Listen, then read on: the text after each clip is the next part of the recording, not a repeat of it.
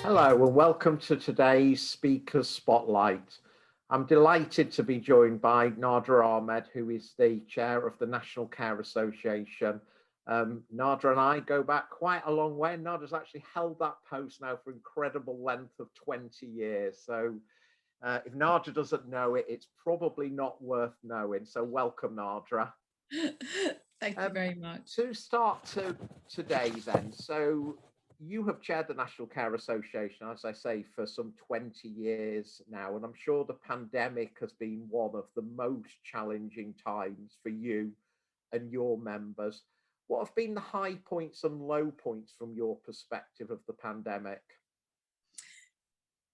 Well, I think the low points were the totally inadequate position we found ourselves in at the beginning of it. I think that was the lowest of low points. And then it kind of really escalated into an abominable situation for providers as we moved through and realised actually there was no planning for the sector, and we were beginning to see the spread of the virus into the services.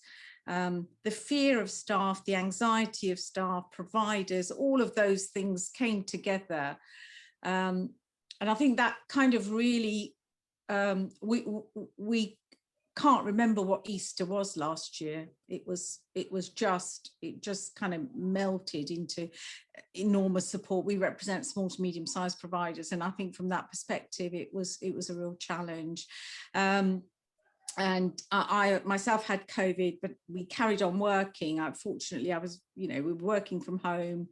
So it was a really dark time, trying to also keep, everybody kind of in a place where we were kind of saying, we will get through this, and responses from government were very slow, and there were outright, fibs about how the care sector was being protected. So I think that was a really low point in our relationships.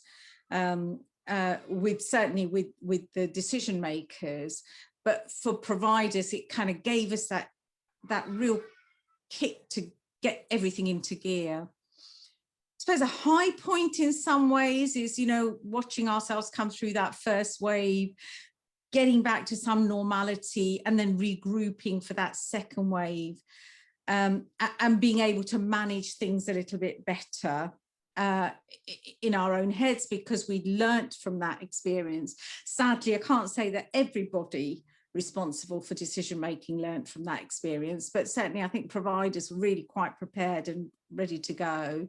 And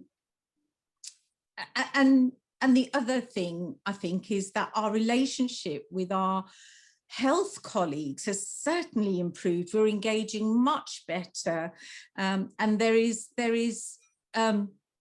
seeping through the lights of respect for social care coming from our health colleagues, and it's genuine. It's not just words, it's actual.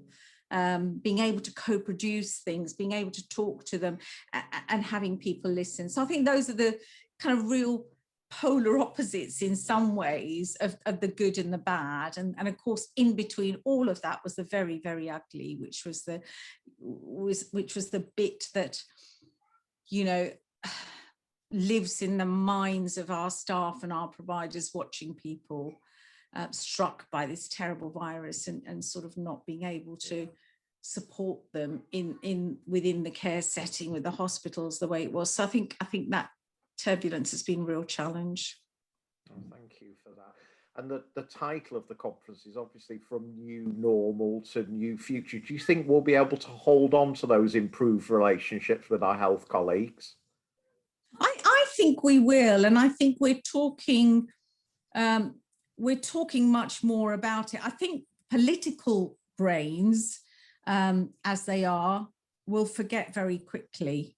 And I think that's my biggest fear, because that kind of decision-making process, the reform agenda, all of that, which we've talked about for such a long time and been promised, still, already we can see slipping away. But I do think with our health colleagues, we've managed to break through some, I won't say the glass ceiling, because I think there's a long way to go, but I certainly think there is more connectivity with projects that are beginning to happen at local PHE levels and at the kind of national strategic levels where we'll all be working. So lots of learning has happened, and I really I feel optimistic about that relationship continuing.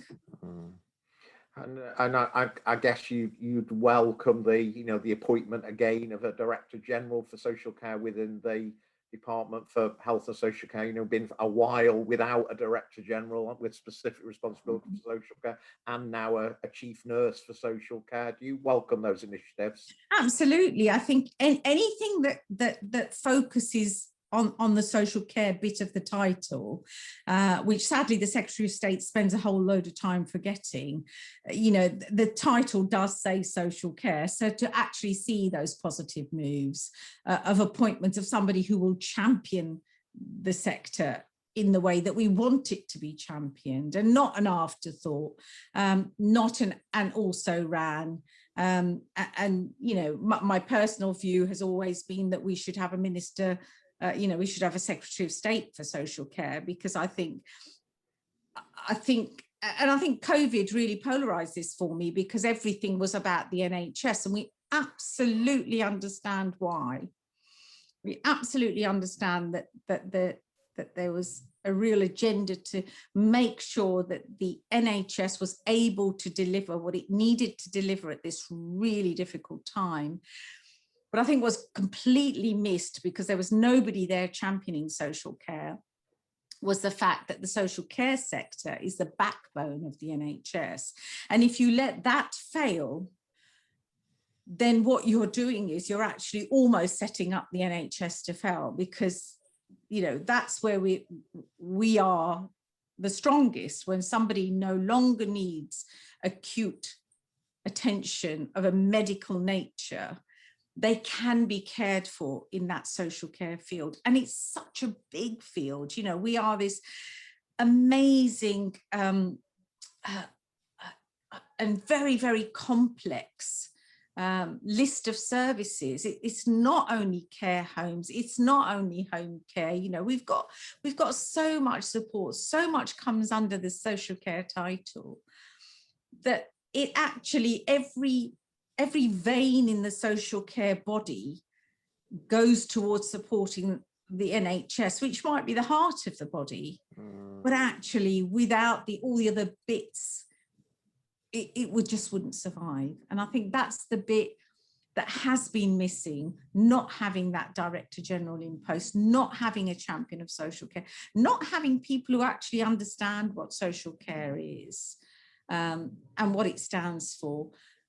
And just how much it contributes to the world that we live in, economically, as well as the emotional support we give to people and the physical support we give. Okay, thank you for that. You've been a really, really powerful advocate for the sector throughout the pandemic. Do you think the social care voice has got louder during the pandemic, and do you think it's been listened to?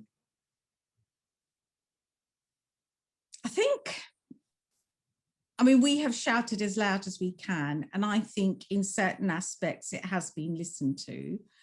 I think we still haven't had the recognition we need, because when I see providers absolutely struggling now with the financial packages that we've been thrown bits and pieces, unsustainable funding. The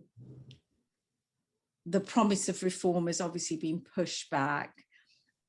We've advocated as loud as we can. I have been absolutely passionate about what I believe, and I have colleagues in the other representative bodies doing exactly the same. We say the same thing. The voices a united voice. We just say it from a different perspective, but actually the message is the same. So there is a united voice that's coming through about what needs to happen. I think we've gone up the agenda in the conscience of the public. I think people know a bit more about what social care does, and we did get a huge amount of support, but we've had to fight for it, for everything, you know. And just as quickly as we get into that level, we can also be brought down within seconds. You just need a campaign to say care homes are not allowing people to visit, and you suddenly get this whole thing turned around again. You know, how awful it is, how dreadful it is. What people kind of miss, and I really worry about it, because for me, the people who have been on the front line in the social care sector alongside our NHS colleagues have been extraordinary in their commitment to the people that we care for. And you know, this country owes a huge debt of gratitude to them. And I don't want them to be the afterthought. It's not, we want to thank our NHS frontline and the social care frontline. It just grates on me. And I don't think we should be an and. So I think in many ways, the voices get heard for the time that it suits. And then we're pushed back. And I think I was interviewed quite in the midst of all of this, and people did say to me, you know, this will be the social care will be at the front of the agenda. And I remember saying then, people have very short memories, and other things will come in and other things will start to move. And I felt like that a little bit about when we had the kind of debate around the mandatory vaccinations. You know, for 9 months, our staff were on the front line, you know, life and limb, anxieties, fears, leaving families behind just to do what they could. And then suddenly they were being vilified for not taking the vaccine. Within a very short space of time, nobody was willing to give them the time to get to that stage. You know, so yeah, I just hope, you know, I am an optimist in many ways, but I'm also not, I'm not easily convinced in some things by words. I think it's the actions that we now need to see. Yeah. And I think actually the conference provides a really important platform for social care, and obviously a very distinguished group of speakers, a very distinguished group of panelists, you know, including Sir Simon Stevens, which I think is amazing. So I think Matt Hancock I hope Matt Hancock and the rest of the ministerial team will be looking at the conference and the messages from the conference. So if there was one thing to come out of the conference that you really want Matt Hancock to take on board and action, what would that be, Nadra? Well, I think he needs to take a few steps towards the social care sector and actually engage with us in a meaningful way, in a meaningful way, and actually listen to what the sector is talking about. We want this sector to survive and thrive. We don't want it just to survive, because we can see what's going to happen. So we need him to really actually listen and to understand what social care is about, in the same way that he gives the time and energy to the NHS. I'd love to know how many care homes he's visited. I don't know, you know. And I think those are the, you know, learning about the grassroots of what social care does. And then once he starts to engage with that, starts to believe in it, we want him to take the steps forward. And some of that is about thinking outside the box. You know, this is not just about throwing money at social care. This is about actually reforming the way that we talk about it. Social care is not a cream tea society. Social care is doing what the NHS long-term care solutions were in those long stay wards. That's what we're doing right now. We're looking after people at the end of life care. We're a very different industry to what some people perceive it to be. And I think people need to understand that, and we need to think about, is that the right name? Is it social care? Or are we actually looking at a slightly different model of care? And how do we move that forward? How do we talk about it? And this isn't just about how much money you put to it. You've got to analyse what the sector needs. You've got to analyse what the demographics are telling us, and then make sure that we meet the needs of the people. Because the only people the Secretary of State lets down and his team lets down is the people that need the care. They're the people he's letting down when they do not make decisions. And this is successive. It just so happens that it's Matt Hancock at this moment in time, but we've had successive governments who've done this. We've had successive secretaries of state who've done this, and they concede it now that they should have done more. Let him be the one that makes it happen. And the only way to do that is to engage with the sector. So what do you hope the conference will achieve? Well, I hope you'll get really consistent messages from all of us, saying pretty much the same sorts of things, but as I say, in different ways. I hope it will, I truly hope that he or his advisors will take the time to watch this conference, because you have got, you know, a great lineup of speakers, a much better place than me to fight some of those kind of strategic battles, if you like. I've got a passionate battle. I love what I do, and I have tremendous respect for the people that I work for, which is the social care providers and the people that we care for. So for me, it is all about that side of it. And I look, you know, it's a small to medium-sized providers. I want them to be valued. And I don't want to have discussions just about what if there's a provider failure of a large provider. What if there's a provider failure of a small provider? That is 30, 40 years of investment, personal investment, own money going in. Why are they not valued? And I think we just need to get this right in order to make sure we have the right service for every individual who needs it. Yeah, really, really powerful. You've got a vast experience of social care, and I know you're a very, very hands-on chair of the association. So you spend a lot of your time in care homes, talking to your members, advocating on behalf of your members. So you've seen an awful lot during the last 12 months. Looking to the future, what would be your sort of top tips, your top 3 tips to providers about what they should be doing over the next 12 to 18 months? Well, I think using the experience that we've been through to ensure that not only is our service and environment safe, but to make sure our staff are safe in the way that they perceive what could happen. I think it's that staff training. We've got to value our staff much more in many ways, and that's got to come through our you know, our ownership of the sector in a way that we can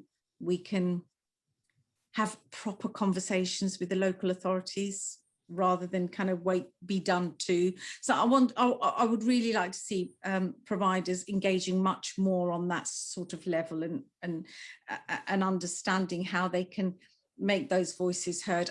We want the environment to be safe, but we also want to get back in some way to a new normal that embraces families and loved ones into services, because they are a key part of the well-being of our services. What's happened in the past year is alien to us. We as a service have always been open doors for people to come and visit when they want, all of that. So what's happening right now it's challenging. So I think we've got to empower providers to take the steps forward.